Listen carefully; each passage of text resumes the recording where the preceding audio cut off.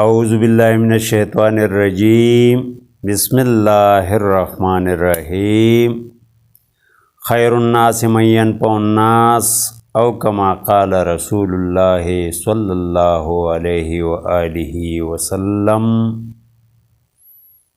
سبحانک لا علم لنا الا ما علمتنا انک انت العلیم الحکیم صدق اللہ مولانا العظیم۔ محترم سامعین و ناظرین، السلام علیکم ورحمۃ اللہ وبرکاتہ۔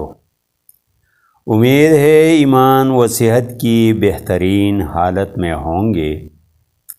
آج امراض و معالجات کے سرکل میں سے عضلاتی اعصابی یعنی خشک سر، جو کہ دراصل اندھیرے سردی والا مزاج ہے، جو طبی دنیا میں غلط چلا آ رہا ہے، انشاءاللہ آگے جا کر ٹھوس دلائل سے ثابت کروں گا۔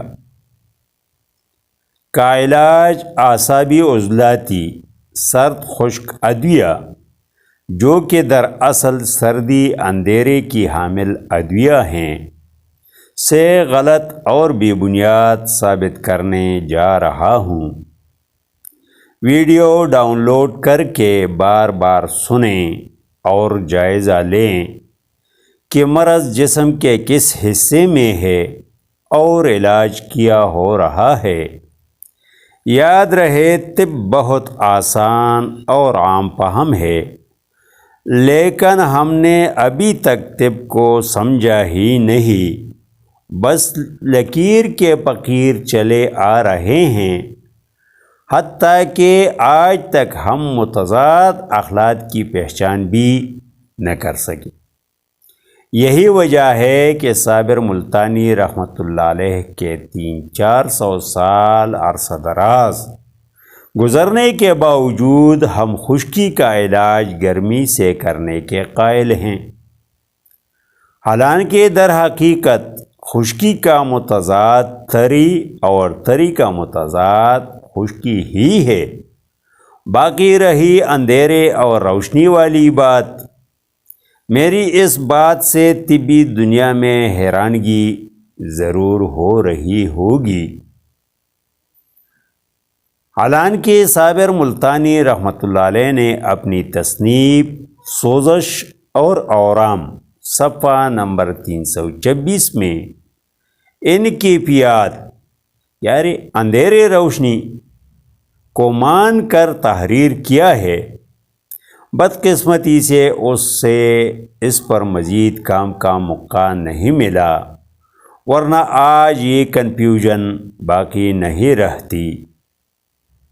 ابن سینا سے لے کر آج تک ہر ایک طب میں اپنی سمجھ بوجھ کے مطابق اپنا حصہ ڈال رہے ہیں، لیکن افسوس اس بات پر ہوتا ہے کہ طب پر اتنی ڈھیر ساری کتب کی موجودگی اور آئے روز نئے نئے کتب میں دقیانوسی اوزان، پونڈ، تولے، ماشے، رتی وغیرہ کیوں چلے آ رہے ہیں؟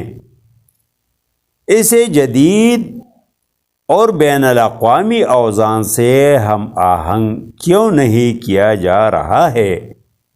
یہی وہ لکیر کے فقیر والی بات ہے۔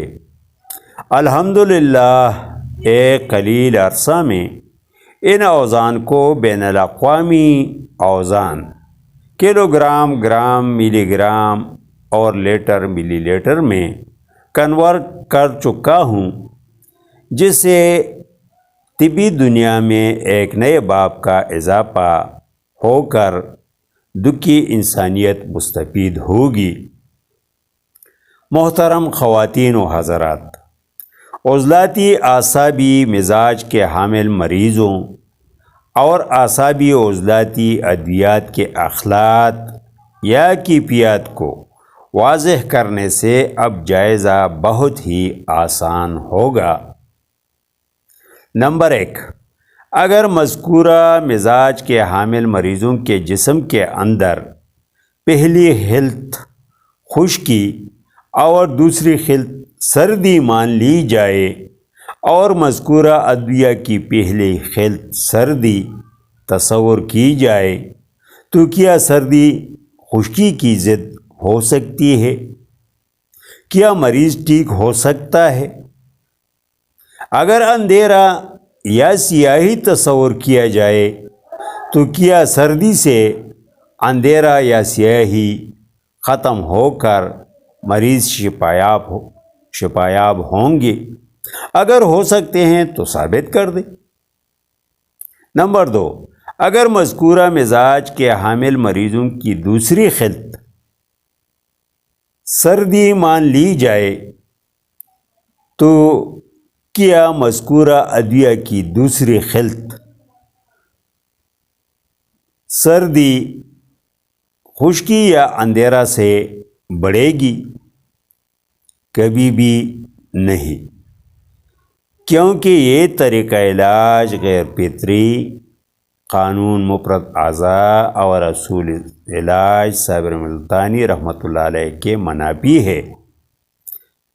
صابر ملتانی رحمۃ اللہ علیہ کے مطابق یقینی، فطری اور درست علاج بالضد ہی سے ہوگا۔ اس طریقہ علاج میں علاج بالضد کو یکسر نظر انداز کر دیا گیا ہے۔ نمبر 3، اس طریقہ علاج میں مریض کے دونوں اخلاط کو چھیڑا گیا، جبکہ صابر ملتانی رحمۃ اللہ علیہ کے نزدیک صرف ایک خلط اور وہ بھی صرف پہلی خلط کو بدل کر یقینی شفا ہوتی ہے۔ نمبر 4، مذکورہ مزاج کے حامل مریضوں کے اندر مقام مرض، مقام تسکین یعنی غدی اعصابی، غدد ناقلہ کا نظام متاثر ہوتا ہے، جبکہ اس طریقہ علاج میں متاثرہ سسٹم کو چھوڑ کر اعصابی عضلاتی حکم رسان اعصاب کو چھیڑا گیا ہے، جس میں کوئی نقص تھی ہی نہیں۔ آپ کے اچھے برے کمنٹس کا منتظر رہوں گا۔ انشاءاللہ اگلی ویڈیو میں درست، فطری اور ہر انسانی ذہن قبول کرنے والا علاج شیئر کروں گا۔